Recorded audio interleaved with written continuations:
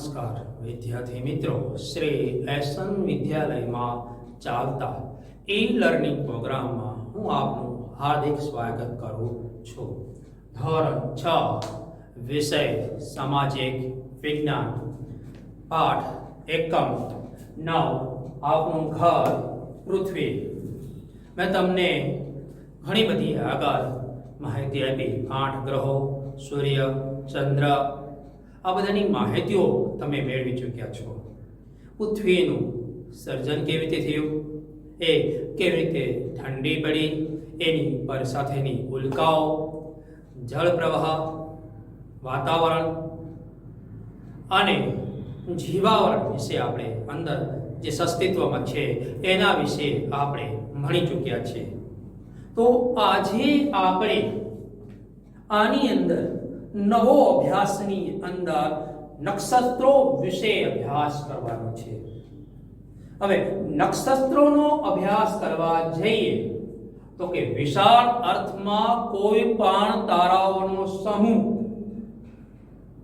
જેને તમે સરસ મજાની રીતે તારો દૂરથી નિહાળવાનું કે એટલે સરસ તમે એક મનમાં એક આકૃતિ ઊભી થાય છે આવી તારાની તમારા મગજમાં.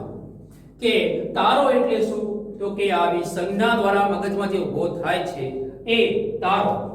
પણ હકીકતમાં તારો એ આપણા માટે એવું નથી. ગોળ સ્વરૂપમાં નિહાળી શકીએ છીએ. તારો એટલે કે ચોક્કસ આકારે તૈયાર થયો છે. કેટલાક તારાઓના સમૂહને કારણે તેનો ચોક્કસ આકાર તૈયાર થાય છે, જેને અશ્વિની, રેવતી, વિશાખા જેવા નામોથી આપણે ઓળખીએ છીએ. હવે ક્યારેક હંસ જેવો તો ક્યારેક ગરુડ જેવો. અશ્વિની, રેવતી, વિશાખા, પુનર્વસુ, મૃગ, શિષ્ય, રોહિણી, પુષ્પ, આદ્રા, સ્વાતિ જેવા નક્ષત્રો આપણી પાસે મોજૂદ છે. કુલ નક્ષત્રો જોવા જઈએ વિદ્યાર્થી મિત્રો તો 27 નક્ષત્રો આવેલા છે આકાશમાં. જે ચંદ્રની આસપાસ 2 નક્ષત્રો ઓળખવામાં જોતા જઈએ તો ચંદ્રને જોતા રહેવું પડે. કે નક્ષત્ર જે ચંદ્રની આસપાસ 2-3 નક્ષત્રો તરીકે જે ઓળખવામાં આવે છે એને તમે રાત્રે, પૂનમની રાત્રે દૂરબીન લઈને નિરીક્ષણ કરો ત્યારે તમને યાદ આવે કે આ નક્ષત્ર આ છે એ. પણ નક્ષત્રો યાદ રાખવા કઠિન છે, પરંતુ વારંવાર જો એનો જોવામાં અને સમજવામાં આવે તો એને સહેલાઈથી યાદ રાખી શકાય છે. જેમ આપણા ઘરના સભ્યો, મામાનું નામ, મામીનું નામ, કાકાનું નામ, કાકીનું નામ, દાદાનું નામ, દાદીનું નામ, ભાઈનું નામ, બહેનનું નામ, ભાઈનું નામ, ભાભીનું નામ, મોટા બહેનનું નામ, નાના બહેનનું નામ, મોટી બહેનનું નામ, આ બધા ભેગા કરી આપણે કેમ આટલા બધા નામો યાદ રહી જાય છે? આ માસી છે, આ ગામના છે, આ માસી આ ગામના, આ મામા આ ગામના, આ કાકા આ ગામના, આ ફૈબા આ ગામના. એ યાદ રાખવું છે. એવી જ રીતે નક્ષત્ર તમારે એમની સાથે યાદ રાખવું હોય તો તમે એક કડી બનાવી શકો છો અને એમની સાથે જોડી દો એટલે તમને આરામથી એ નક્ષત્રો યાદ રહી જશે. કેટલાક નામો તો શુભ કાર્યો સાથે યાદ રહી જાય છે. જેમ કે આપણે સોના ચાંદીની ખરીદી કરવા જઈએ તો પુષ્પ નક્ષત્રમાં જ સોના ચાંદીની ખરીદી વધારે પ્રમાણમાં થાય છે, જેથી આપણને લાભ થાય છે. આ વાત થઈ આપણા સૌર પરિવાર, સૌર મંડળની. હજી આપણું ઘર પૃથ્વી વિશે સમજવાનું બાકી છે વિદ્યાર્થી મિત્રો. તો આજે આપણે આપણી સૌ બધા ભેગા મળીને આપણું સ્થાન જ્યાં રહીએ છીએ, જે એરિયો છે, જે સોસાયટી છે, જે ગામ છે, જે તાલુકો છે, જે શહેર છે, જે રાજ્ય છે, જે દેશ, જે ખંડ, એ ખંડ શેમાં છે? તો કે પૃથ્વીમાં છે. તો કે એ પૃથ્વી વિશે જાણવું છે ને, સમજવું છે ને, તો આપણે પૃથ્વીનું સ્થાન અને આકાર વિશે સમજીએ. હવે એને સમજવા માટે તમારે સ્વયં પૃથ્વીનો એક દડો લેવો પડશે.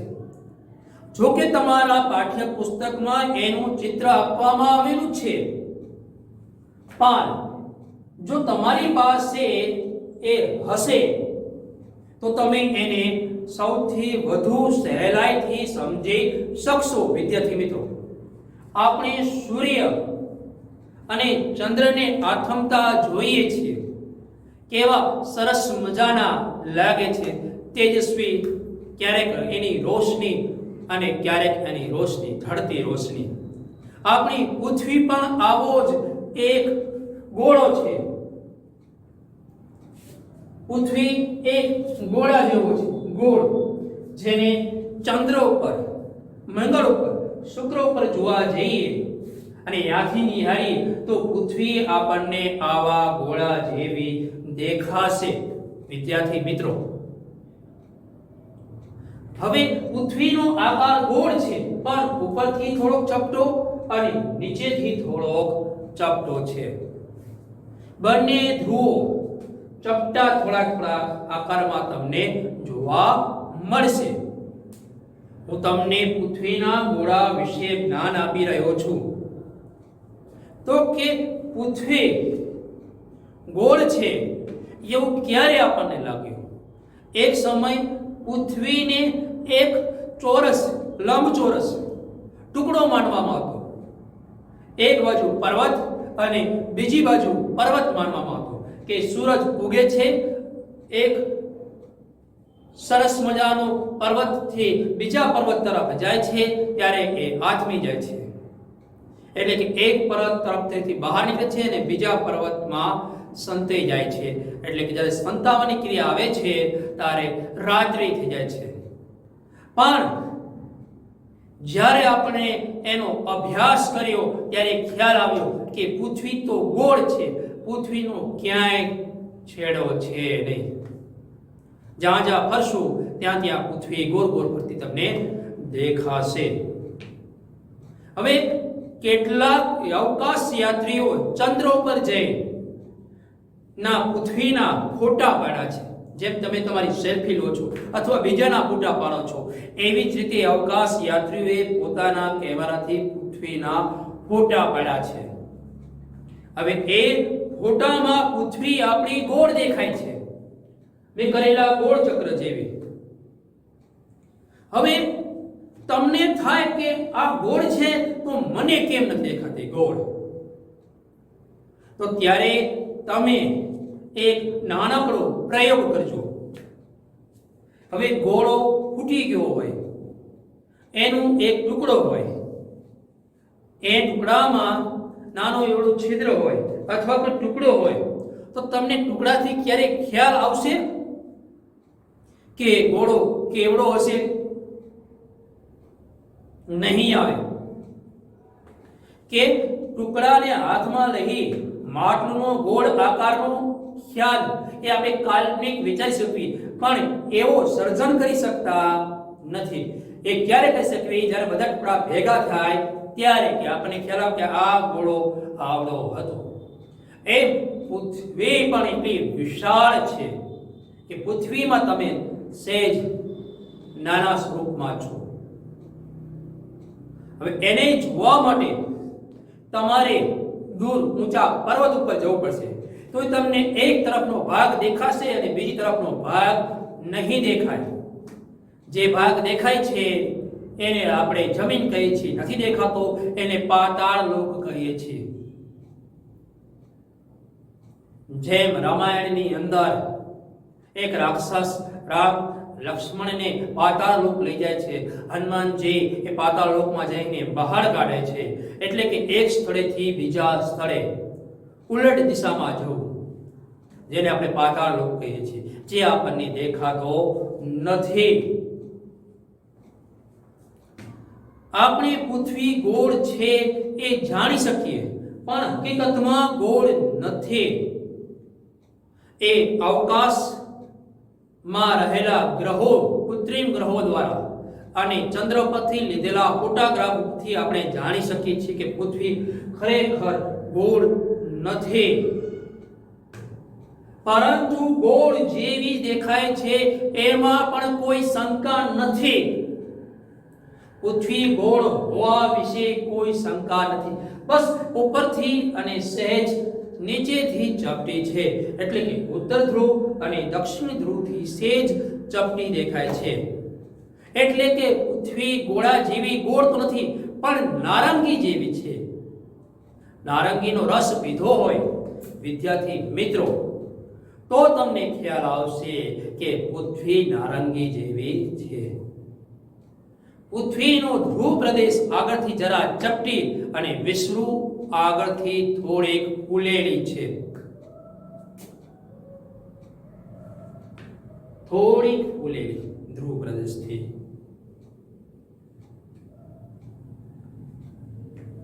હવે એ ધ્રુવ કરતા પૃથ્વીનો મધ્ય ભાગ મોટો છે.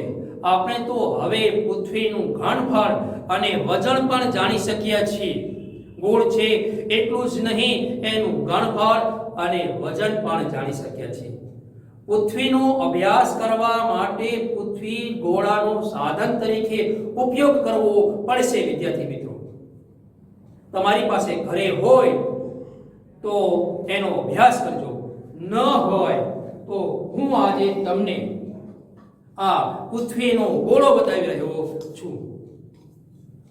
જુઓ, સેજ નમેલો છે. વ્યવસ્થિત એને રાખવામાં આવે તો હવે ઉપરથી સહેજ ચપટો અને નીચેથી પણ સહેજ ચપટો દેખાય છે. હવે આ ગોળામાં આપણા ભૂમિખંડો એટલે કે ખંડો આવેલા છે. એશિયા ખંડ, આફ્રિકા, યુરોપ, ઉત્તર અમેરિકા, દક્ષિણ અમેરિકા, એટલાન્ટિકા, આ બધા ખંડો તમને બતાશે. વિદ્યાર્થી મિત્રો, જરા ધીરે ધીરે જોવાનો પ્રયત્ન કરજો. જો ન દેખાય તો તમારી પાસે જે એન્ડ્રોઇડ મોબાઈલ હોય એ મોબાઈલમાં પૃથ્વીની એપ આવશે. એ પૃથ્વીની એપ લેશો એટલે પૃથ્વીનો ગોળો આવશે. જે ભાગ તમારે જોવો હોય ત્યાં ટચ કરશો અથવા પૃથ્વીનો ગોળો ફેરવશો તો પૃથ્વીનો મોબાઈલમાં ગોળો ફરશે અને જે ભાગને ટચ કરશો એ ભાગ તમે જોઈ શકશો. એમાં ભૂમિખંડો, મહાસાગરો, મહત્વના વૃત્તો, પૃથ્વીનો ગોળો નાની પ્રતિકૃતિ છે, પણ એમાં ઉત્તર ધ્રુવ અને દક્ષિણ ધ્રુવ આપણે જોઈ શકીએ છીએ. વિદ્યાર્થી મિત્રો, નિહાળો કે આ ઉપરનું છે એ ઉત્તર ધ્રુવ છે અને નીચેનો ભાગ છે આ ભાગ એ દક્ષિણ ધ્રુવ છે. શું છે? દક્ષિણ ધ્રુવ છે. હવે તમને થશે કે આમાં તો અમે જોઈ નથી શકતા, તો સાથે સાથે વિદ્યાર્થી મિત્રો તમારી પાઠ્યપુસ્તક લો અને એમાં આપવામાં આવેલો પૃથ્વીનો ગોળો જુઓ. આવો જ કંઈક તમને આપવામાં આવ્યો હશે. હેને? જોયો ને વિદ્યાર્થી મિત્રો? આવો જ છે ને. નીચેનું સ્ટેન્ડ, એને સરસ મજાનો આકાર આપવા માટેનો સળિયો, નમતો રાખવા માટેનો, એમાં રંગો પૂરવામાં આવ્યા છે અલગ અલગ ખંડોના. પાણી માટે વાદળી રંગ. હવે તમને અહીં જોવામાં આવે અને ફેરવવામાં આવે તો સરસ મજાનો એક લીટા દેખાશે. અત્યારે આપણે કેમેરામાં જો ન દેખાય તો તમારી પાસે જે પૃથ્વીનો ગોળો છે પાઠ્યપુસ્તકમાં એમાં નિહાળજો.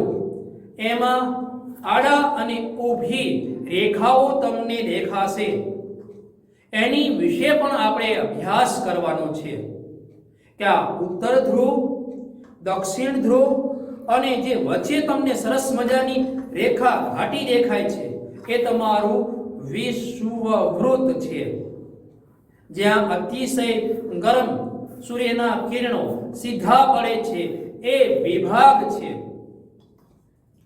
હવે એમાં વચ્ચે કર્કવૃત્ત અને નીચેની સાઈડ મકરવૃત્ત નિહાળવામાં આવે છે. ઉપર શીત કટિબંધ, વચ્ચે ઉષ્ણ કટિબંધ અને વળી પાછું નીચે શીત કટિબંધ. આ ખંડો સાથે તમે નિહાળી શકો છો. હવે આનો તમારે ખ્યાલ આવશે કે સાહેબ ઉપરનો ભાગ ઉત્તર દિશા, નીચેનો ભાગ દક્ષિણ દિશા, આ બાજુનો ભાગ પૂર્વ દિશા અને આ બાજુનો ભાગ એ પશ્ચિમ દિશા છે. એને સમજવા માટે આપણે દિશાઓને સમજવા માટે એક સરસ મજાની પ્રવૃત્તિ કરી વિદ્યાર્થી મિત્રો. તો કે ધ્રુવનો તારો આકાશમાં એક તારો એવો છે જે હંમેશા આકાશમાં એક જ દિશામાં એક જ સ્થળે દેખાય છે. તો પછી એ તારો શોધવો, ઓળખવો કઈ રીતે? તમને પ્રશ્ન થશે કે ધ્રુવનો તારો, ધ્રુવની વાર્તા જેને ભગવાનને પ્રાપ્ત કર્યા હતા તપોબળજી દ્વારા, એ ધ્રુવનો તારો તરીકે જે આપણે ઓળખીએ છીએ. આ ધ્રુવના તારાને સપ્તર્ષિ ઝુરખાની મદદથી સરળતાથી શોધી શકાય છે. સપ્તર્ષિ આગળના બે તારાઓને જોડતી કલ્પિત રેખાની દિશામાં આગળ વધીએ તો જે તમને તેજસ્વી તારો દેખાશે, બસ એ જ તારો ધ્રુવનો તારો છે. રાત્રે મુસાફરી દરમિયાન દરિયામાં, રણમાં મુસાફરી કરનાર લોકો રાત્રે આ ધ્રુવના તારાની મદદથી મુસાફરી કરે છે સહેલાઈથી. અને દિવસે ઉગતા સૂરજની સાથે અને આથમતા સૂરજની સાથે સૂર્ય પૂર્વ દિશામાં ઉગે છે અને પશ્ચિમ દિશામાં આથમે છે, અને ધ્રુવના તારાથી ઉત્તર દિશા, તો એક બાકી બચી દિશા આપણી એ બાકીની દિશા દક્ષિણ દિશા. એટલે ચારે ચાર દિશાઓ મળી જાય એટલે પ્રવાસમાં મુસાફરી આપણે સહેલાઈથી વિદ્યાર્થી મિત્રો કરી શકીએ છીએ.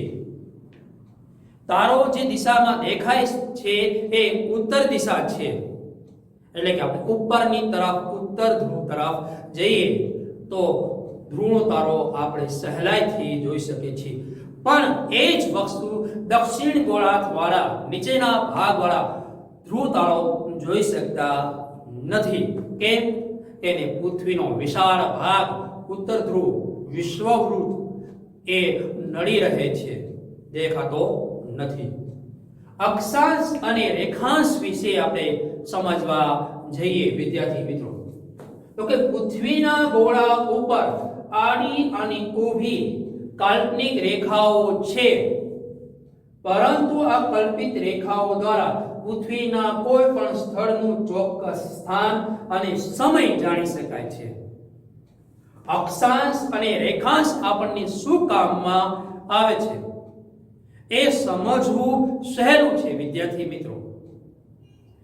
એક થી આપણે સ્થળ જોઈ શકીએ છીએ અને એક થી આપણે સમય માપી શકીએ છીએ કે સમય કયો છે. અત્યારે 12 વાગ્યા છે, 1 વાગ્યો છે, 2 વાગ્યા છે, એ આપણે સહેલાઈથી સમજી શકીએ છીએ વિદ્યાર્થી મિત્રો.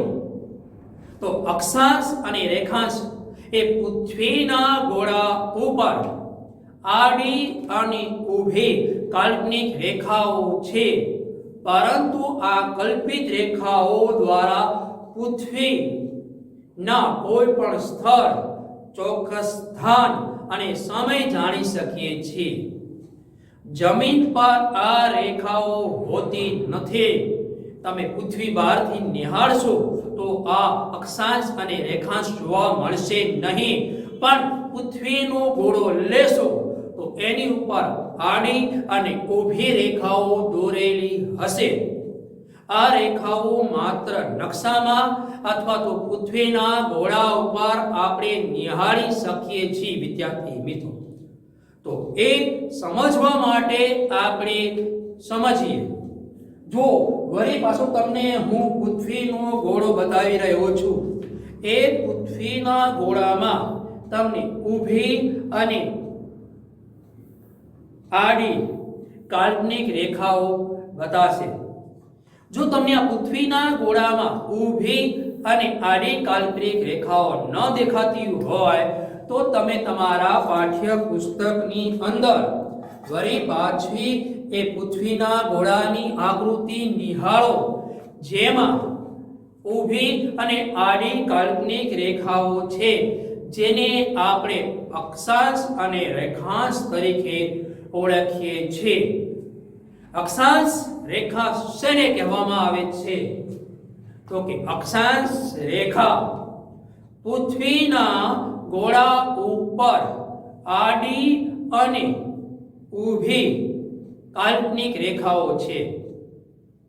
એની અંદર અક્ષાંશ રેખા એ પૃથ્વીના ગોળા ઉપર આડી ઊભીમાંથી જે આપણે આડી રેખા કાલ્પનિક રેખા દોરેલી છે એને અક્ષાંશ કહેવામાં આવે છે. તમને પરીક્ષામાં પૂછાય અક્ષાંશ એટલે શું, તો તમે એનો ઉત્તર આપી શકો. અક્ષાંશ એટલે કે પૃથ્વીના ગોળા પર દોરેલી આડી કાલ્પનિક રેખાઓને અક્ષાંશ કહેવામાં આવે છે. પૃથ્વીની સપાટી પરના કોઈ પણ સ્થળને જો સીધી રેખાથી પૃથ્વીના કેન્દ્ર સાથે જોડવામાં આવે તો તે રેખાથી વિષુવવૃત્તીય કાલ્પનિક સપાટી સાથે કેન્દ્ર આગળ જેટલા અંશનો ખૂણો થાય તેટલો તે સ્થળનો અક્ષાંશ બને છે.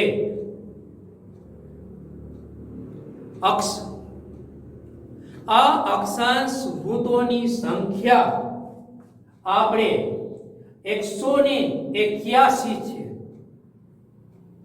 કેટલી છે? 181 અક્ષાંશ વૃત્તોની. જો તમને પરીક્ષામાં સંખ્યા પૂછાય કે કુલ સંખ્યા કેટલી છે, અક્ષાંશ વૃત્તોની કુલ સંખ્યા ખાલી જગ્યા છે, તો એ ખાલી જગ્યામાં તમારે 181 લખવાનું થશે. હવે આ બે રેખાઓ જે તમને ઊભી દોરવામાં આવશે, એ ઊભી રેખાઓમાં અક્ષાંશ રેખા બે રેખા વચ્ચે 111 કિલોમીટરનું અંતર તમને જોવા મળશે. કેટલું જોવા મળશે? 111 કિલોમીટરનું અંતર તમને જોવા મળશે. હવે આપણે પ્રયત્ન કરીએ કે પૃથ્વીનું વચ્ચેનું બિંદુ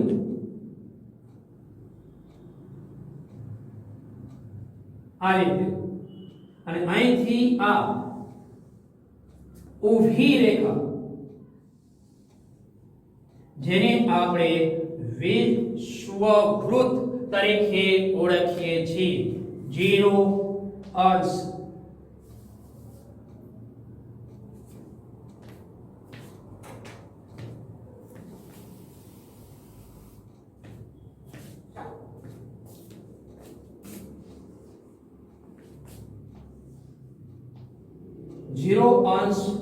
એટલે વિષુવવૃત્ત. આપણું વિષુવવૃત્ત.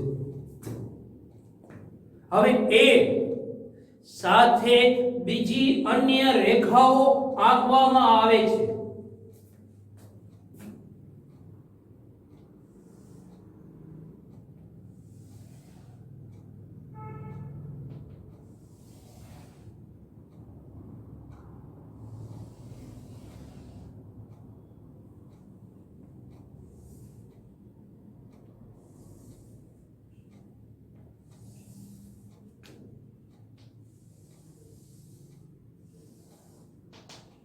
આવી રીતે આ બધી રેખાઓ આપણી અક્ષાંશ વૃત્તો છે. મેં જે તમને દોરી બતાવી પૃથ્વી ઉપર એ કાલ્પનિક રેખા ઊભી અને આડીમાંથી જેને આપણે અત્યારે જોઈ રહ્યા છીએ એ રેખા અક્ષાંશ વૃત્ત તરીકે ઓળખાય છે. હવે એની અંદર જોવા જઈએ તો એક સરસ ખૂણો પાડી દેવામાં આવે.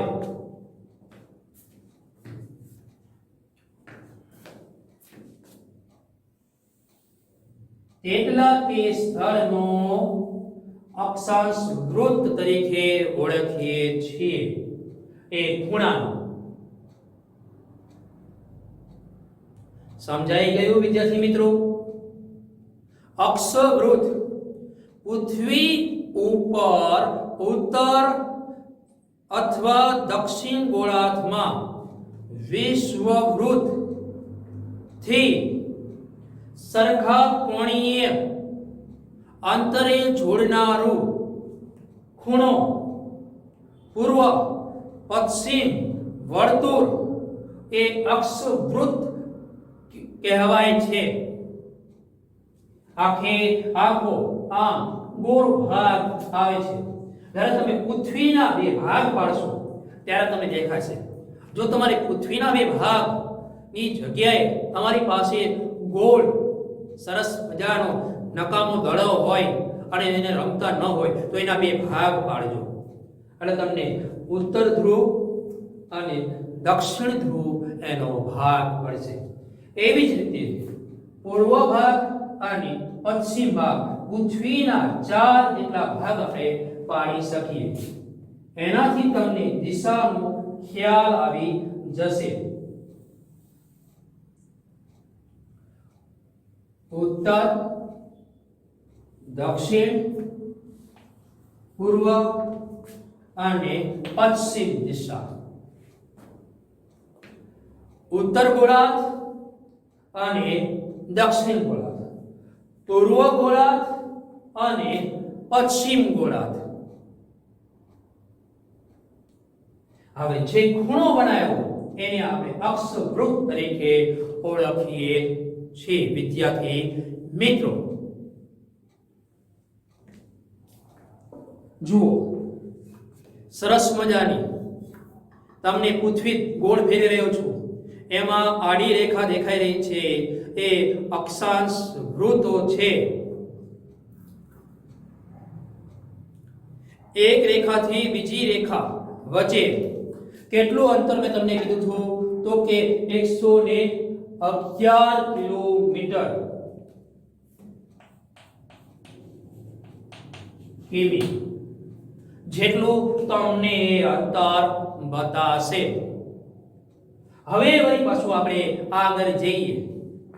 રેખાંશ શેને કહેવામાં આવે છે તો કે પૃથ્વીના ગોળા ઉપર દોરેલી ઊભી રેખા ને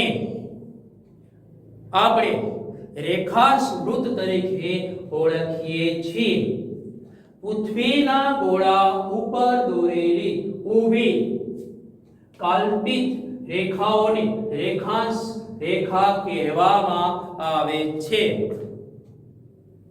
રેખાંશ વૃત્ત ની કુલ સંખ્યા 360 છે.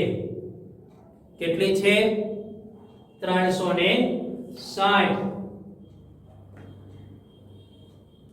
હવે એવી જ રીતે એના આપણે જોવા જઈએ જેમ જેમ એનો ભાગ પડતા જાય છે તો કે એ રેખાંશ વૃત્ત પૃથ્વીના ગોળા ઉપર દોરેલી ઊભી કલ્પિત રેખાઓને રેખાંશ કહેવામાં આવે છે. એ રેખા ધ્રુવ પાસે એકબીજાને ધ્રુવ તરફ જતા એકબીજાની નજીક આવતી જાય છે. જેમ જેમ મધ્યમાં આવતી જાય છે તેમ તેમ એ દૂર થતી જશે. એટલે કે અહીં એક બિંદુ થઈ જશે અને અહીં એક બિંદુ થઈ જશે. સમજાણું?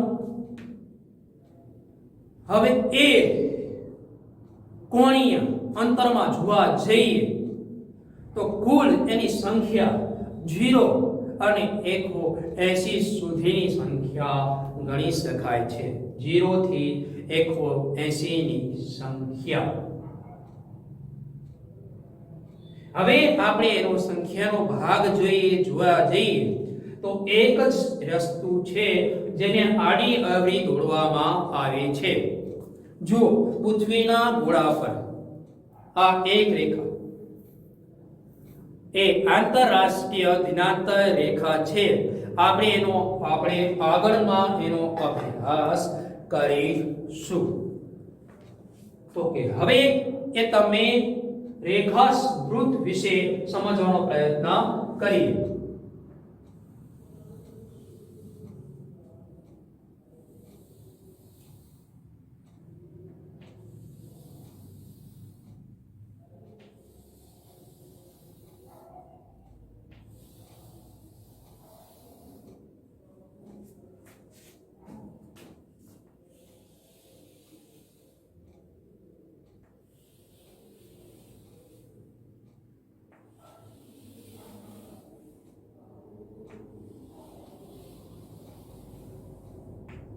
આવી રીતે તમને ઊભા અને આડા ખાનાઓમાં રચના તમને જોવા મળશે.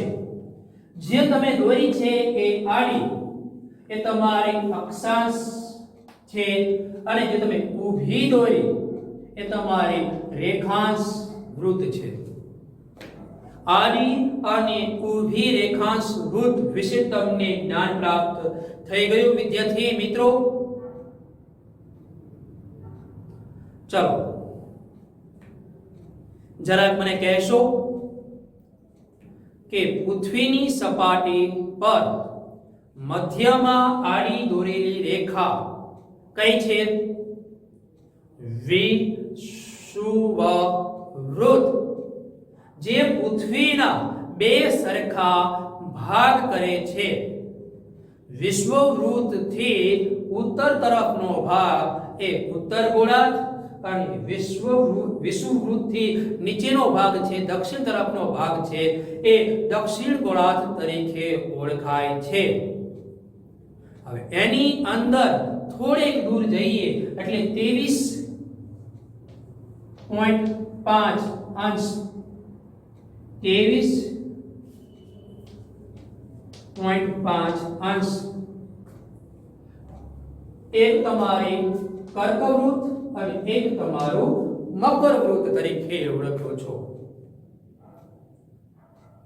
23.5 અંશ ઉત્તરમાં છે એને આપણે કર્કવૃત્ત તરીકે ઓળખીએ છીએ અને દક્ષિણમાં જે 23.5 અંશ છે એને આપણે મકરવૃત્ત તરીકે ઓળખીએ છીએ. અને જે 66.5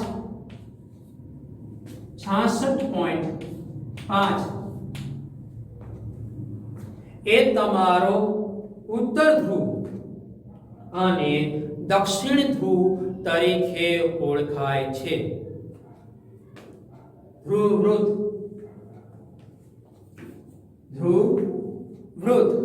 ઉત્તર ધ્રુવવૃત્ત અને દક્ષિણ ધ્રુવવૃત્ત તરીકે તમે ઓળખી શકો છો. હવે આ ગોળો જેમ જેમ નમે છે એમ સમયે કર્કવૃત્ત ક્યારેક સૂર્યની સામે, ક્યારેક મકરવૃત્ત સૂર્યની સામે આવે છે. 6 મહિના સમય જેટલો એ તફાવત રહે છે.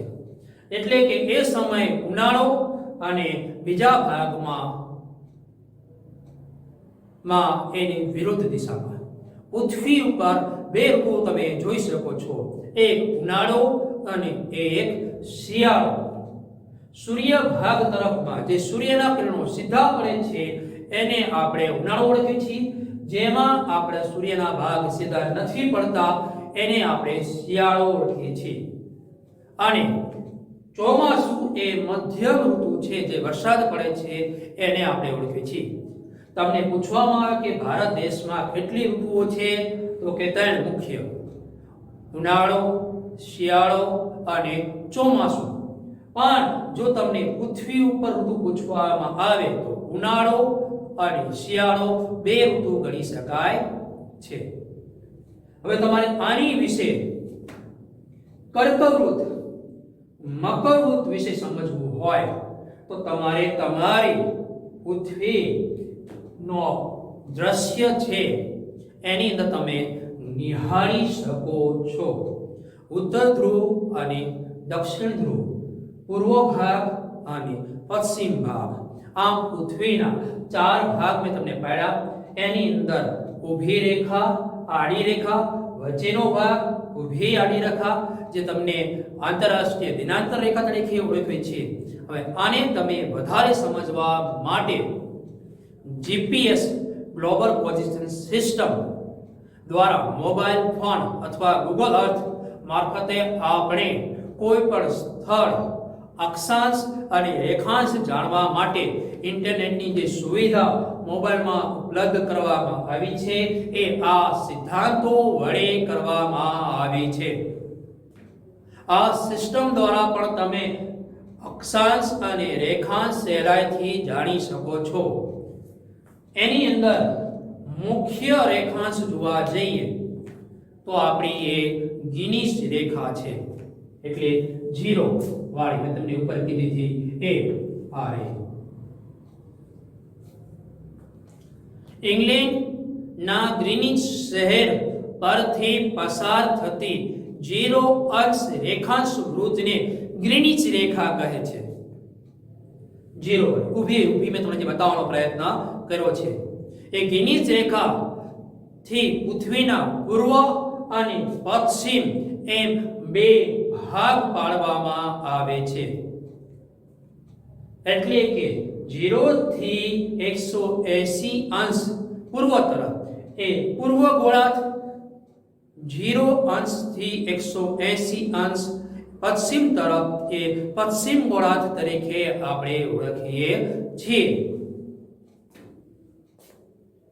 હવે આપણે આંતરરાષ્ટ્રીય દિનાંતર રેખા, પૃથ્વીની 2 ગતિઓ, દક્ષિણાયન, ઉત્તરાયણ, ચંદ્રગ્રહણ, સૂર્યગ્રહણ એ આપણે આવતા લેક્ચરમાં અભ્યાસ કરીશું. અહીં આપણે આ ટોપિક પૂર્ણ કરીએ છીએ. નમસ્કાર, જય હિન્દ.